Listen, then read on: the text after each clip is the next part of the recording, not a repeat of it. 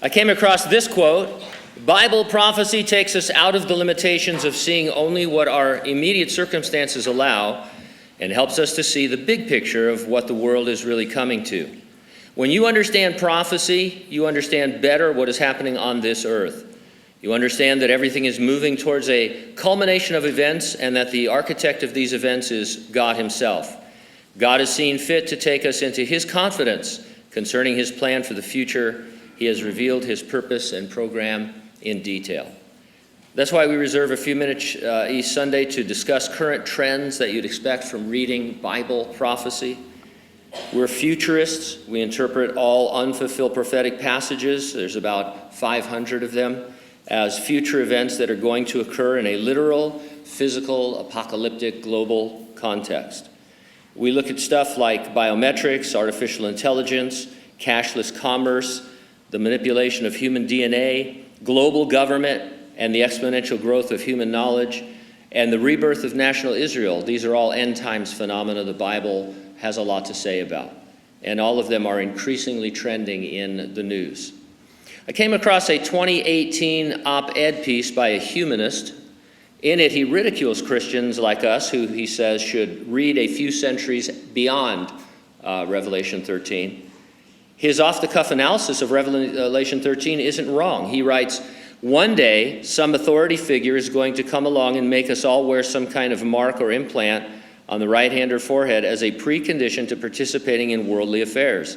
But if you get the mark, watch out, you won't be able to enter God's kingdom." And so he's being sarcastic, of course. He doesn't believe that, but it's a pretty accurate summary of what Revelation says.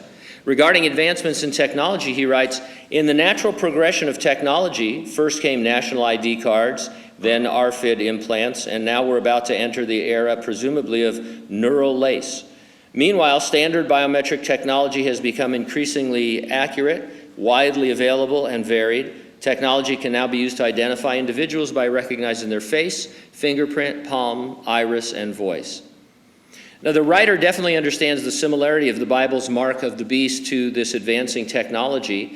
His only argument is that to take the Bible as a literal future prophecy is, as he says, religious hysteria influenced by madcap prophecies from the first century. And so it's amazing. As a Christian, you read it and think he's talking about exactly what's happening, but instead of putting it together, he says, but these are just madcap prophecies and fringe individuals. All we do is recognize that the things that the Bible predicted over 2,000 years ago seem to be happening today. Breitbart.com posted an article titled, "France Announces Digital Identity App Just Days After Macron Re-Election."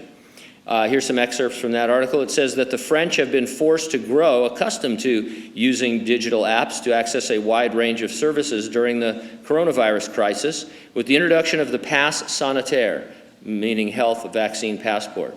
The French government had previously admitted that the use of a vaccine passport was in fact a disguised form of a vaccine mandate intended to make it difficult for non-vaccinated people to function in society and therefore bend the people to the government's will.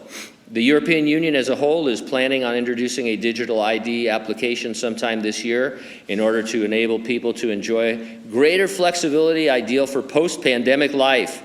The planned application would allow citizens in all 27 member states to access government websites of any EU nation and will act as a wallet to pay for things such as utilities and even rental cars.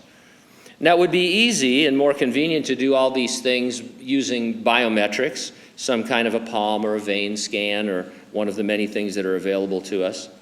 And speaking of the Antichrist, which we weren't, this is getting a tiny bit sensational. I'm just going to throw this out there. I think we've talked about this a long time ago, but the French President Macron, he just ran and won re-election. He's a globalist, wants a one world government.